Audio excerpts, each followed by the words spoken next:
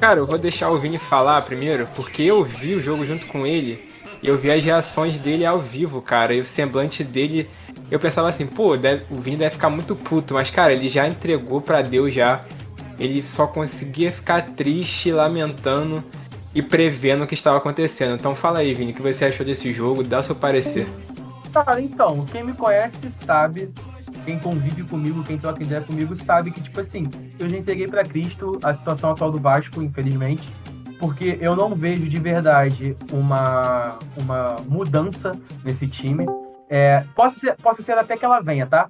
Pode ser até que aconteça. Porém, mano, entretanto, eu acho que, tipo, não vai rolar do Vasco conseguir se recuperar a tempo pelo fato de faltarem poucos jogos pra acabar o primeiro turno, tá ligado? Pô, o Arthur não era pra ter saído, né, mano? Vai ter continuado do Já jeito que tava. normalizou, já normalizou. Já. Normalizou? Tu não tá aparecendo pra mim. Não, na live. Ah, tá, beleza. Enfim, eu não vejo que o Vasco obtenha gás pra conseguir reverter essa situação, por mais que, o Vasco só tá a 6 pontos de sair da zona e tal, eu entendo. Só que pra você sair da zona, você tem que vencer e contar com que os outros percam. E eu não vejo assim essa maneira do Vasco, tá ligado? Tem um detalhe importante que, tipo assim, desses dois últimos jogos, por exemplo, se a gente pegasse o recorte do Vasco no começo da temporada e a gente pegasse esses dois jogos, provavelmente a gente colocaria que o Vasco empataria ou perderia. Isso aí é notório, porque enfrentar o Corinthians dentro da casa do Corinthians é difícil, e enfrentar o Atlético Paranaense, independente de onde esteja, também é muito complicado. Só que o que afetou muito o rendimento do Vasco e o atual momento do Vasco foram os jogos essenciais, cruciais, dentro de casa, aqueles jogos que a gente pode falar que são aqueles jogos que são jogos de 6 pontos, né? Porque são times que brigarão com você ali na parte de baixo. Foram jogos que o Vasco perdeu contra o Goiás, foi um jogo que o Vasco perdeu contra o Bahia, o jogo que o Vasco perdeu contra o Santos e também o empate com o Curitiba lá no Couto Pereira, que por mais que tenha jogado fora de casa, o Curitiba apresentava futebol na época até pior do que o do Vasco. Então são pontos perdidos que fazem falta. Eu não tô falando aqui de 3 pontos não, rapaziada. Eu tô falando aqui de 13 pontos, né? 3, 6, 9... Não, de 10 pontos. E com 10 pontos hoje em dia o Vasco estaria com 19. Um pouco distante até da zona ali zona da embolação, né? Estaria na embolação, mas um pouco distante da zona de rebaixamento. Então, eu acho que isso que é importante, né? É você cada vez mais tentar se afastar. E eu não vejo com bons olhos, por mais que tenha chegado o Ramon Dias, estão chegando alguns reforços. Só que, por exemplo, em 2015, isso é o argumento que eu estou usando para os vascaínos que estão acreditando ainda. Só que, infelizmente, eu já fui tomado pelo desânimo e eu não acredito mais. Em 2015, por exemplo, que tem uma situação parecida com esse ano atual, o Vasco terminou o primeiro turno com 13 pontos, uma campanha horrível no primeiro turno. E aí, na volta no segundo turno, o Vasco contrata Nenê, contrata Andrezinho, que pra época, não tô falando do recorte atual. Nenê tá trazendo Nenê de volta, Nenê tá de Juventude Série B, não, tô falando na época. Eu não vejo jogadores do patamar desses dois jogadores que vieram na época para tentar salvar o time hoje em dia, porque o mercado está inflacionado, além disso tem poucas opções, os times que têm bons jogadores estão competindo em mais competições que o Vasco, então fica complicado de ceder jogadores, né, e vender jogadores. Além disso, rapaziada, o Vasco lá em 2015, ele teve a segunda melhor campanha da competição no segundo turno, só ficou atrás do campeão Corinthians, e mesmo assim caiu. Então, com 13 pontos, 4 pontos a mais do que está hoje em dia. E, sendo bem sincero, no recorte desses últimos jogos, eu não vejo o Vasco ganhando. Não vejo o Vasco ganhando contra o Grêmio em casa, não vejo o Vasco ganhando o Red Bull Bragantino fora de casa. Porque o próximo jogo, tirando esses dois, já é contra o Atlético Mineiro, válido pelo segundo turno do Campeonato Brasileiro. Ou seja, o Vasco pode terminar muito bem com 9 pontos esse primeiro turno, que seria a pior campanha da história do clube e já é a pior campanha dos pontos corridos de todas as divisões. Desse atual recorte. Então, a situação é desanimadora. Como o Arthur disse, sim, tiveram pontos positivos. Para mim, o Praxedes estreou bem. Para mim, o Sebastião Ferreira, por mais que tenha perdido o gol, que na minha opinião tinha que ter feito, que foi uma bola Não pode feição, perder esse gol, mano. uma bola à feição na perna direita dele, que é a perna boa, sem nenhuma marcação em cima e tal, de frente pro gol. Ele perder esse gol pra mim foi um absurdo, não deveria ter perdido, porém, tirando esse fator em específico, esse recorte específico, jogou bem, apareceu bem no jogo, pra chat também, só que não adianta só ter pontos positivos e no final perder de 3-1, né? Sim. Não, perfeito, cara. Vale ressaltar também, concordo com vocês na parte da evolução, mas algumas coisas deixaram muito a desejar. Por exemplo, o Vasco entrou com 3 zagueiros. Foi talvez foi a primeira vez que jogou com 3 zagueiros aí no comando do Ramon Dias. Cara, o time se mostrou completamente desentrosado em jogar nesse esquema tático. O buraco que tava no meio campo do Vasco era absurdo, irmão. Absurdo o espaço que o Vasco tava dando pro meio campo do Corinthians jogar. Porque, pô, quando você dá espaço no meio campo, que tem Renato Augusto, que tá vindo de uma fase excelente nos últimos jogos, o jogador que tá voltando com uma confiança absurda no nível dele, acontece o que aconteceu. Você viu o espaço que ele tinha no meio campo, criando as jogadas, pegando a defesa do Vasco de frente e com um espaço absurdo, cara, absurdo. Pô, eu pensei, antes do jogo, a gente tava falando com o Vini, inclusive, pô, o Vasco deve fazer uma marcação especial ali no Renato Augusto, talvez no Roger Guedes. Cara, isso não aconteceu. Renato Augusto completamente livre em campo, completamente livre. E a gente foi premeditando isso, eu conversando com ele, vendo o jogo, cara, olha esse espaço, vai dar merda, vai dar merda. O jogador do calibre dele não tem como deixar sozinho, né, Jeff? Não, pô. Cara, não tem como. Ele recebe a bola lá. Cara, veio um pigarro aqui na minha garganta, juro pra você. E dá aquele passe sensacional também, mérito absurdo. E, cara, ressaltar também, até alguns vascaínos falam isso, a fase tá tão ruim que todo chute contra o Vasco são umas bolas indefensáveis, irmão. É só chute certeira, no cantinho, é na gaveta, como segundo do Yuri Alberto. A fase não tá boa, cara, tudo acontece de errado. E vale ressaltar também, eu quero deixar claro aqui, a insatisfação dos vascaínos com o Carabarral. Eu sempre me enrolo a falar o nome desse maluco, cara. Porque, pô, absurdo ele tentar dar aquele chapéu ali, com o Vasco perdendo de 2-1, crescendo na partida, tentar dar um chapéu ridículo daquele ali no meio campo, um lance que gera o pênalti pro Corinthians. Cara, aquilo ali foi absurdo. Vocês viram esse lance, né? Cara, surreal a tentativa de chapéu que ele tentou dar ali. Foi o Lucas que mandou pra gente hoje no grupo, não foi? Cara, foi. Aquilo ali foi, irmão, bizarro. E o pênalti daquele Paulinho Paula, irmão. O grande ídolo aí do Vinícius agora no momento. Cara, como é que o cara vai dar um carrinho levantando a mão desse jeito, cara? Não, bizarro. E a respeito dos 3 zagueiros, LF, como você bem trouxe, o Vasco, cara, não teve boas, como eu posso dizer, boas atuações quando jogou com 3 zagueiros. Aqui eu me lembro de quando você fala 3 zagueiros Vasco 2023, é Vasco Flamengo.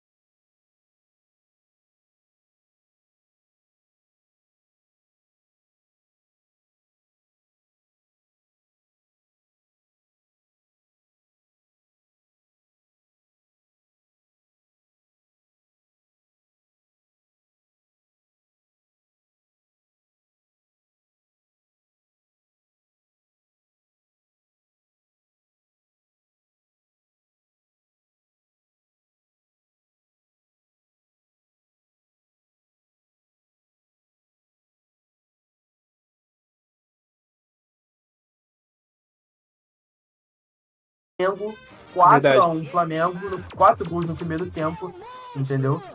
A primeira coisa que foi parecido, né? Aquele espaço no meio campo do Flamengo jogar. Não, exato, um espaço absurdo no meio de campo, só que a diferença é que o Corinthians só tem o Renato Augusto, o Flamengo tinha Pulgar, Gerson, Arrascaeta, Gabigol voltando, enfim.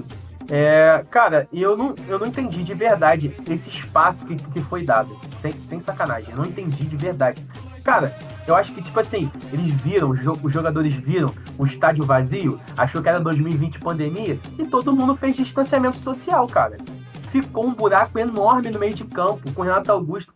E como o LF bem trouxe, não tem como você deixar um jogador como o Renato Augusto, do calibre do Renato Augusto, ver o campo de frente com tranquilidade para levar a bola. Porque ele vai achar um passe, ele vai finalizar gol, porque ele finaliza bem de fora da área. E, cara, foi uma tristeza o primeiro tempo. No segundo tempo, o Ramon Dias abriu mão um pouco da formação de 3 zagueiros. Por mais que ele manteve o Miranda, né? E tirou o Pumita. Mas ele manteve o Miranda. O Miranda jogou como um lateral direito, mas um pouco mais defensivo do que o Pumita. A ideia até é boa, sabe? Dos 3 zagueiros, porque traz uma defesa, traz uma segurança melhor. E libera os alas. Mas precisa ser melhor executada, né? Só que precisa ser melhor executada, até porque no gol do Maicon, que o Renato Augusto dá aquela deixadinha nojenta, a gente viu que, cara, o time do Vasco tava com 8 jogadores dentro da grande área, marcando 2, pô. 8 jogadores marcando 2. E aí o Renato Augusto e o Maicon, que são 2 caras que finalizam bem de fora da área sozinhos, pô. Então, cara, é triste, de verdade. Eu não vejo reação, muito espaço para você, pro Corinthians, trabalhar com a bola, e não adianta você ter 3 zagueiros se o meio campo não funciona, né? Um ponto positivo também para ressaltar aqui foi a atuação do Orediano, cara. Ele jogou muito na segunda etapa, principalmente. O Vasco evoluiu muito com a atuação dele. Talvez, eu diria que foi a melhor atuação dele até agora com a camisa do Vasco. Infelizmente a derrota veio. E eu queria falar um pouco, antes do Arthur falar, sobre reforços no Vasco, até mencionar com vocês aqui, que o Vasco tem um acerto encaminhado com o zagueiro Robert Rojas, do River Plate. Paraguaio. Parece que o paraguaio, né? O River tá fazendo um jogo duro, quer que o Vasco pague 50% do acordo pelo empréstimo de maneira imediata, porque meio que ficou manchado, talvez, o Vasco um pouco a 777 depois dos calotes, entre aspas, que aconteceram na contratação do Capasso, do Orediano também. Pumita também. Do Pumita. E também, aparentemente, o novo CEO aí da 777, se eu não me engano, é ele que vai viajar diretamente para Madrid para tentar o acordo com o Diego Costa, o centroavante. É o Brax. É o Brax? Então, cara, eu vejo o Diego Costa como uma aposta bem alta, inclusive, porque o valor de salário alto, 1,5 milhão. 1,5 milhão, cara, jogador experiente. Mas, cara, ao meu ver, sendo sincero, 1,5 milhão no Diego Costa tentaria outros jogadores, principalmente jogadores ali de criação pro meio campo. Mas o Vasco também precisa de um centroavante, precisa mesmo de centroavante. Acho uma aposta, sabe? Perigosa, mas uma aposta. Queria saber de vocês, Arthur, vai conseguir falar sobre o jogo? Cara, vocês estão me ouvindo? Eu tô te ouvindo. Tô te ouvindo bem. Você tá aparecendo pra gente aqui, mas na live não. Tá aparecendo pra gente. Tá aparecendo tranquilamente pra gente. Eu tô quieto aqui ouvindo vocês falarem, porque eu não sei se vocês estão me ouvindo, então eu não queria falar alguma coisa. A gente tá te ouvindo, mano. Ó, só responder o comentário aqui da Joelma Sampaio, acho que é a mãe do Vini. É minha mãe. Boa noite, cheguei pra assistir os melhores. Cadê o Arthur? Tio, eu tô aqui. Mas deu um problema na minha câmera com o diretor, que eu não tô aparecendo aqui. Mas eu tô aqui, eu só tô um pouco quietinho. Mas é o seguinte, queria falar... Não, tudo bem. Mas olha só, eu queria falar aqui sobre o Vasco. Vocês falaram muito bem sobre tudo em relação ao jogo, mas eu queria pontuar aqui o seguinte. O Vasco, apesar dos momentos positivos que teve em alguns momentos do jogo, o time ainda tem só 18% de aproveitamento. Com um sistema defensivo muito frágil, extremamente exposto, um meio campo que a gente não vê uma criação decente no Vasco. Em diversos momentos o Vasco entra com volantes para armar o jogo. Um ataque que é muito ineficiente. Acho que hoje não existe palavra melhor para descrever o ataque do Vasco do que ineficiência. O Vasco chega à frente, em alguns momentos cria, mas não consegue finalizar. Se eu não me engano, o Vasco marcou gol nessa partida contra o Corinthians e estava há mais de 1 mês e meio sem marcar gols. Eu acho que o Vini pode confirmar melhor isso e tudo mais. Mas, o último gol foi contra o Cuiabá. Então, há um tempinho já, né? Cara, o Corinthians, só te cortar, nunca tinha feito gol na Neoquímica Arena e não vence o Corinthians contando jogos em casa e fora de casa desde 2010, irmão. É um tabu aí gigante. Então, assim, óbvio. O último gol, desculpa, Arthur, o último gol do Vasco foi contra o Cuiabá dia 26/6. Então, Mais de um mês. Mais de um mês. Então, cara, a parada é a seguinte, eu acho que claro que o Vasco pode melhorar, principalmente porque os reforços ainda estão muito recentes, né? Junto com o Ramon Dias.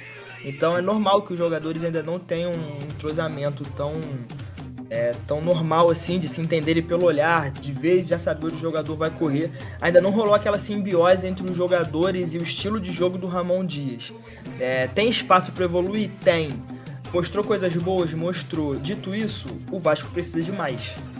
Esse não é o bastante pro Vasco sair da zona de rebaixamento e conseguir buscar alguma coisa que não seja o rebaixamento 2023. Porque assim, acho que um grande problema também do Vasco da Gama, além do futebol em si, é o psicológico dos jogadores.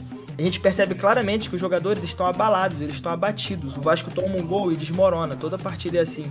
Quando o Vasco se vê em uma situação difícil, não consegue ter força para sair dessa situação, não consegue pensar em alguma coisa, não consegue desenvolver um trabalho para sair de situações difíceis. O Ramon Dias pode mudar isso porque é um treinador muito melhor do que o Barbieri? Pode. Mudou nessa partida contra o Corinthians? Não mudou. Não mudou. Quando ele entrou com os 3 zagueiros e com o Medel à frente, a gente imaginava que ia ser um Vasco muito mais sólido defensivamente, né? Porque isso passa uma segurança. A gente olhava e falava, caramba, 3 zagueiros com o Medel ali fazendo essa função de cão de guarda.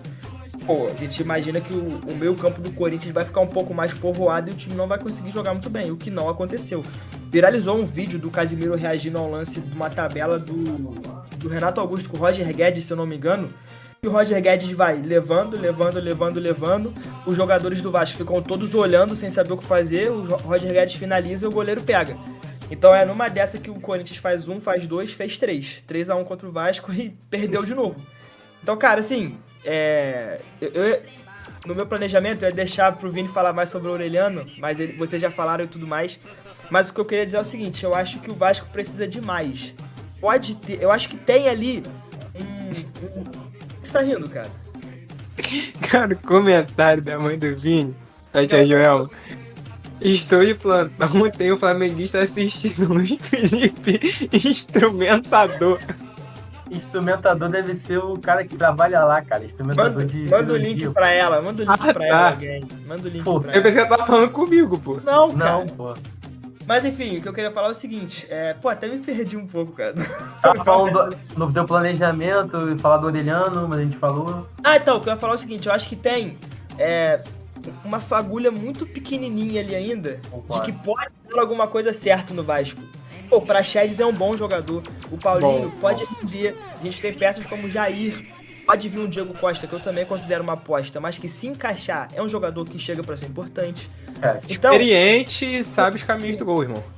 Tem um bom goleiro, que é o Ivan, tudo mais. O próprio titular é um bom goleiro também, o Léo Jardim. Não vem no momento tão bom assim, mas é um bom goleiro. Então acho que assim, tem da onde tirar alguma coisa. Só que eu sinto que o Vasco precisa de mais para conseguir extrair todo esse potencial do elenco. Porque eu volto a bater nessa tecla. Olhando para o elenco do Vasco, eu não acho que seja um elenco para estar na última posição do Campeonato Brasileiro, brigando lá embaixo para ser rebaixado. Sem dúvidas. Acho que é um elenco para meio de tabela. Tudo bem, acho justo levar isso em consideração. Agora, ser rebaixado com a pior campanha da história dos pontos corridos, acho que não é para tanto. Cara, e você fala nisso, talvez seja até tarde já, cara, dependendo do andamento, talvez seja até tarde essa evolução do Vasco, até tardia, porque pode não ter mais jeito, sabe? Não, poder ser não, é tardia demais, tá ligado? Acho que demorou demais pra ser ligado o Barbieri. Demorou, mano, demorou muito e tal. A gente fala que são imediatistas, os brasileiros são imediatistas, só que, tipo, uma diferença é o processo ocorrer de uma maneira e outra coisa é você não vê nada.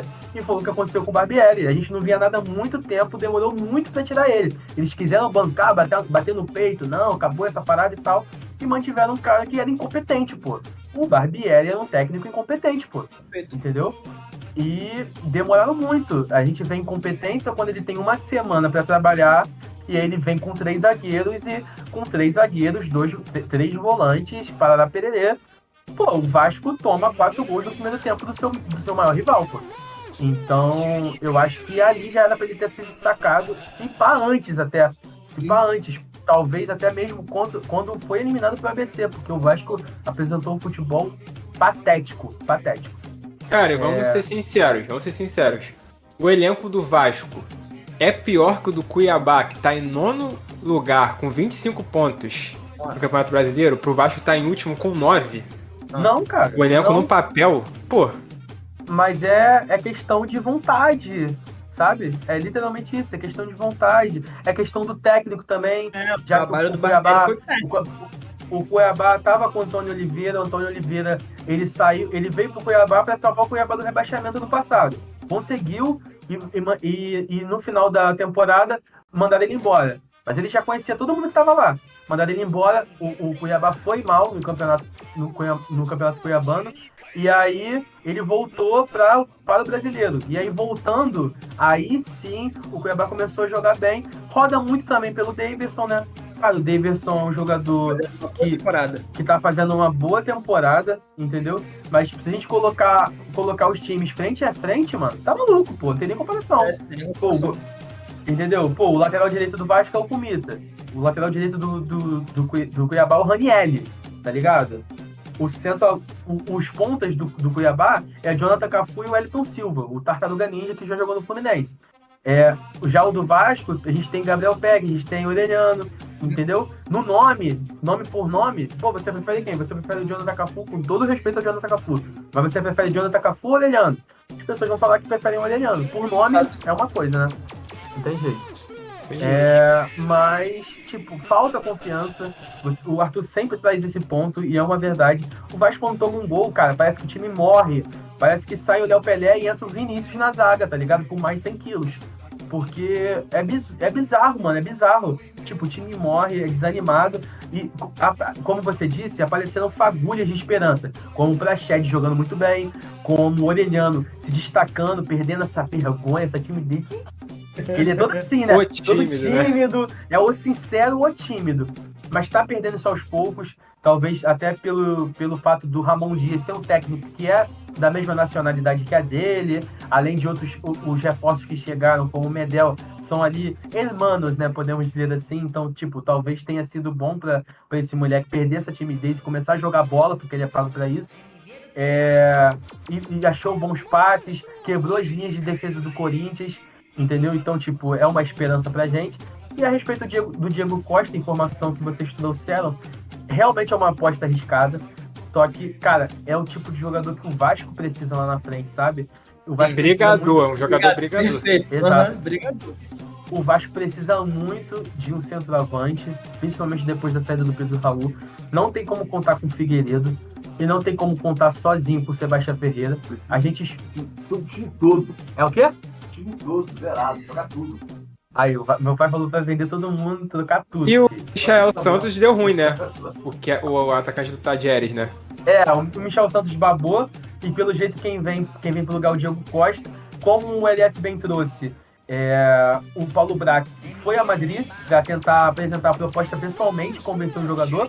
A proposta é muito boa, o Diego Costa e a família querem voltar pro Brasil. Então, acredito que é R$1,5 milhão de reais, ou seja, um salário bem generoso, principalmente Salário pela idade patamar dele. de estrela. E ele tá bem fisicamente, por mais que ele tenha saído do Wolverhampton, não quiser renovar o contrato dele. Ele tá bem fisicamente, e um jogador do patamar do Diego Costa, que com 34 anos estava na Premier League, vindo pro Brasil, ele vai deitar. Essa é a minha opinião. E, cara, é aquilo, ele tá bem fisicamente, por mais que tenha 34 anos, e a proposta é muito tentadora pro Diego Costa, porque se o Vasco se mantiver na Série A, ele ganha um bônus e tem uma renovação proposta a ele. Se o Vasco, infelizmente, cair pra Série B, o contrato dele se finda ao final do ano, ou seja, é uma proposta boa, tentadora para o atual momento, e a gente espera que ele feche com o Vasco, porque é o que a gente precisa no atual momento. É um jogador brigador, experiente, que traz uma bagagem enorme de Europa. Respeitado. Então é um jogador que foi titular na seleção da Espanha, sendo naturalizado, titular de Copa do Mundo. Então a gente acredita que seja uma boa contratação pro Vasco, caso feche, e que acabe de vez com esse fantasma de centroavante ruim que o Vasco tem. O Pedro Raul já meteu gol no México, um golaço por sinal, fez uma péssima partida, mas já meteu gol. E é basicamente isso, cara. Minha esperança é zero, mas eu prefiro deixar a esperança no zero. Do Vasco se manter na Série A e ser surpreendido positivamente do que ficar me martirizando a cada rodada que o Vasco joga mal e aí no final do campeonato, sei lá, jogar do prédio. Diego Costa. Jogar na Pô, Marquise. que isso, cara, que isso. O Diego Costa é centroavante de primeira prateleira do futebol mundial. Sim, pô. Por mais de ter idade avançada, mas, pô, jogador que foi titular anos e anos no Atlético de Madrid, jogou final de Champions, foi campeão espanhol. Então, um cara de primeira prateleira mesmo, sabe? É uma aposta arriscada pelo atual momento do Vasco, salário alto, jogador um pouco mais experiente, mas ainda assim, se vier e jogar o que sabe, vai ser essencial aí pro Vasco melhorar e tentar buscar aí a saída da zona de rebaixamento. Até Perfeito. porque ele tem mercado lá fora, né, cara? Pô, tava no Wolves, né, cara? Ele tava no Wolves, tem times da Premier League sondando, além da Arábia Saudita. Arábia também. Só que como a vontade... Ele já tem... Pô, acredito eu que o Diego Costa não precisa de dinheiro, né, rapaziada? Ele já tem o pé de meia dele e a vontade da família é retornar ao Brasil. Ou seja, Diego, junto o útil ao agradável, vem pro Vasco, porque eu já te amo há muito tempo, desde os tempos primórdios de Chelsea, no qual você foi campeão da Premier League, e eu já te amava desde aquela época. Então, meu amigo, vem pro Vasco, vem vestir a 19 do Vasco, tá maluco? É isso, galera. A gente vai na quinta-feira falar novamente de Vasco. A gente traz aqui o nosso palpite, que o Vasco joga domingo contra o Grêmio. Boa. Na sequência, fechar o turno, né? Vasco e Grêmio em São Januário e pega o Bragantino fora. Quinta-feira a gente fala mais sobre isso.